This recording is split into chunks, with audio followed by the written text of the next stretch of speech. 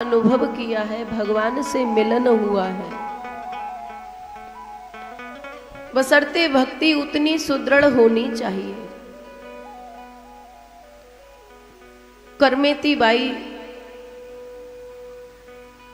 शबरी जैसा भाव रखने वाली एक बालिका थी। घर में विवाह की तैयारियां चल रही थी, पर वो ठाकुर सेवा बहुत करती थी। उसका मन ठाकुर जी के चरणों में था। नित्य सत्संग सुनना, संतों के साथ गांव में जो भी संत पधारे, कथा कीर्तन सत्संग हो वहां आनंद लेना। 16 साल की बालिका है। माता पिता ने कहीं संबंध तय कर दिया, ब्याह की तैयारी चल रही है। अब करमेती बाई जिस दिन से घर में ब्याह की तैयारी चल रही है, मन ही मन विचार कर रही है कि संसार का एक झंझट अगर प्रारंभ हो जाता है तो अंतिम समय तक वो झंझट सुलझता नहीं है। माने कोई स्त्री हो या पुरुष हो, एक बार विवाह बंधन में बंध गया, फिर बालक होंगे, फिर बालकों का लालन पालन करना, माने 20 साल वो गए, और फिर बालकों के बालक होंगे, उनका विवाह संपन्न करना, बालक होंगे उनका कुछ करना, माने जीवन जंजाल में पड़ता चला जाएगा। और मेरा भजन छूट जाएगा, ऐसा मन में उस बालिका के भाव आया।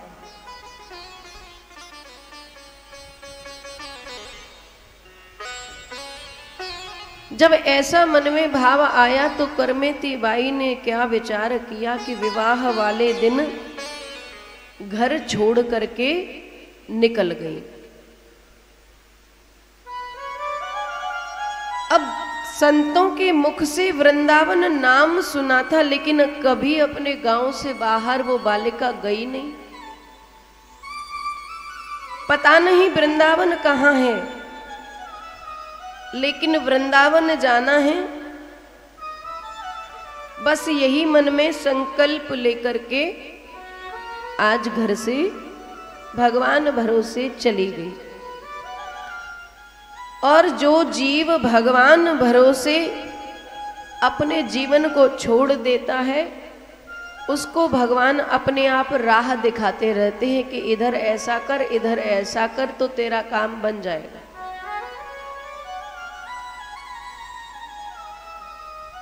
करमेती बाई रात्रि में निकली, घोर जंगल है। पूरी रात चलते चलते जंगल में बीत गई। बुक बुकासा सवेरा दिखने लगा। विचार करने लगी कि मुझे तो रास्ता पता नहीं है कि वृंदावन और कितनी दूर रह गया है। अगर अभी भी मैं चलती रही तो सुबह हो गई है, पिताजी देखेंगे, माताजी देखेंगी, मैं घर में नहीं मिलूंगी तो मुझे ढूंढने के लिए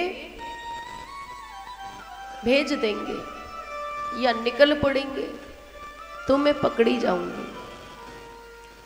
तो देखा कि उस जंगल में एक ऊंट मरा पड़ा था, सड़ा हुआ, जैसे मर गया, कई दिन पहले का मरा हुआ, पिंजरा सा बन गया। अब कोई जीव जानवर मर जाए, कितनी गंदी दुर्गंध आ जाती है उसमें। लेकिन करमेती बाई को तो एक ही लक्ष्य था कि चाहे मुझे कहीं से भी किसी मार्ग से गुजरना पड़े, पर मुझे मेरे वृंदावन में पहुंचना है। उस ऊंट की खाल के भीतर करमेती बाई बैठ करके भगवान का जप करने लगी। है नाथ, मैंने वृंदावन नहीं देखा आपका, पर मुझे वृंदावन जाना है, आपके पास आना है। कृपा करो नाथ, मैं कैसे आऊं मुझे बताओ। भगवान ने उसकी प्रार्थना स्वीकार की। उसके कानों में आवाज पड़ी कि कुछ संत लोग कीर्तन करते हुए, चिमटा झांझ मजीरा बजाते हुए आसपास कहीं से गुजर रहे हैं। करमेती बाई ने ध्यान से कान लगा करके सुना और निकल के थोड़ा सा देखा तो कुछ दूरी पर वो संतों की टोली जाती हुई नजर आई। दौड़ पड़ी और गिर गई संतों के चरणों में, बाबा मुझे वृंदावन तक पहुंचा दो बस। संतों ने उसको अपने साथ लगा लिया और श्रीधाम वृंदावन पहुंचा दिया। ठाकुर जी के चरणों में अपने जीवन को समर्पित करके करमेती बाई भगवान के भजन में लीन हो गई और यमुना किनारे पर एक शिला के नीचे शिला पर बैठकर वट वृक्ष के नीचे अपना नित्य यमुना स्नान कर लेना, भीख मांग के मधुकरी मांग करके भोजन कर लेना और उसी वृक्ष के नीचे बैठ करके भजन करना, ये उसका नित्य कर्म बन गया। इधर माता पिता परेशान हैं।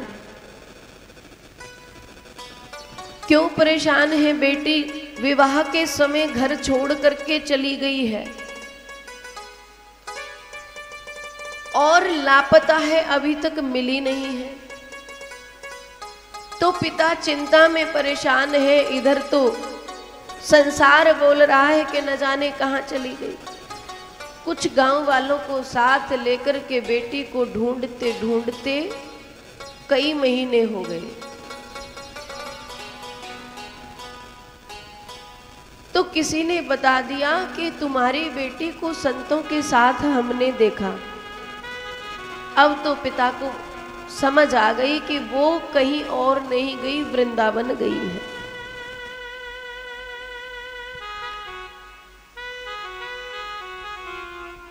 दो चार 6 गांव वालों को साथ लेकर के चले गए वृंदावन और वृंदावन में छानबीन करने लगे। किसी ने बताया कि कुछ महीनों से एक बालिका यहां तपस्या कर रही है यमुना किनारे। जाकर के पिता ने देखा तो उन्हीं की बेटी है। आज करमेती बाई जब पिता को देखती है तो उसके हृदय में लेश मात्र भी पिता जैसा भाव नहीं आता। जैसे समस्त संसार के जीव हैं उसकी दृष्टि में, ऐसे ही पिता को देखती है। पिता ने कहा, बेटी चलो घर चलो, बहुत दिन हो गए, महीनों से तुमको ढूंढ रहे हैं। तो करमेती बाई कहती है, पिताजी आप किसे ले जाना चाहते हैं? करमेती तो अब रही नहीं, करमेती तो अब रही नहीं, क्योंकि करमेती बाई तो अब ठाकुर जी की जोगन हो गई है। अगर आप इस देह को देख रहे हैं तो ये देह एक पत्थर की शिला की भांति है जो मिट्टी से बनी है और मिट्टी में ही मिल जानी है। करमेती बाई पिता से कहती है, पिताजी आप किसे ले जाना चाहते हैं? आप जिसे अपनी बेटी मानते थे वो तो ठाकुर जी के चरणों में समर्पित हो चुकी, और ये देह आपके सामने पड़ी है। अगर इस देह को ले जाकर के आपका कोई फायदा होता है तो इस देह को ले जाओ। इतनी तीखी बातें सुनकर के पिता के नेत्रों में अश्रुधार भर आई। बोला, बेटी मान ले मेरा कहना और घर चल। तो फिर करमेती बाई अपने दूसरे शब्दों को समझाती है, मोहे ले चल देश विदेश बाबुल ये तन बैरागी, मोहे ले चल देश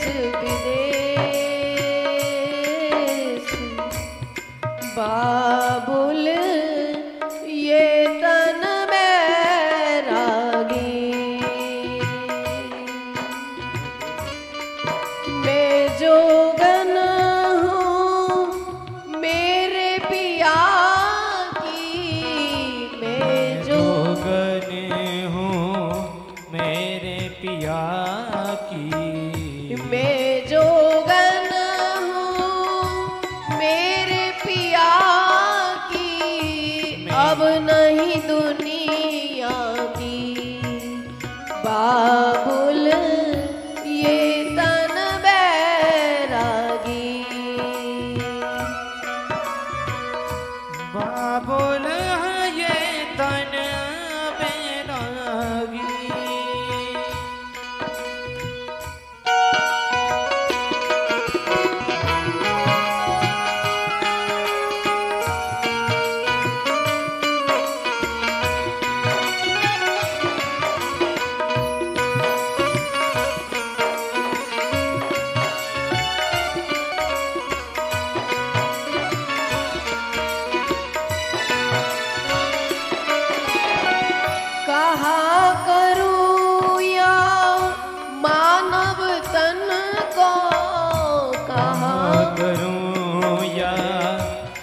मानव तने को कहाँ करूँ या मानव तन को, मन मेरो अब भयो मोहन को, मन मेरो अब भयो मोहनी को।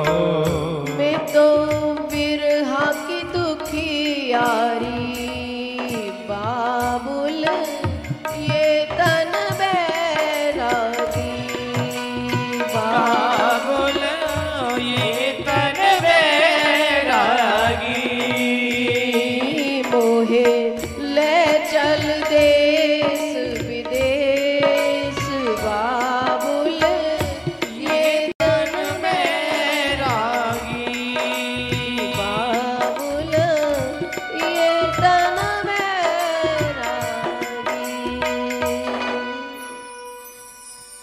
करमेती बाई कहने लगी, पिताजी इस शरीर को तो अब आप चाहे जहां ले जाओ।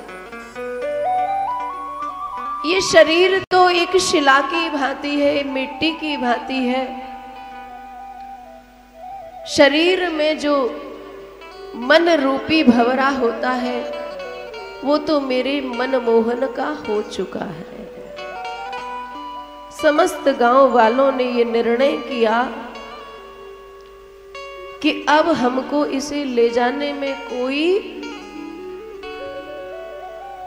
क्योंकि जो प्रभु का हो गया वो संसार के किसी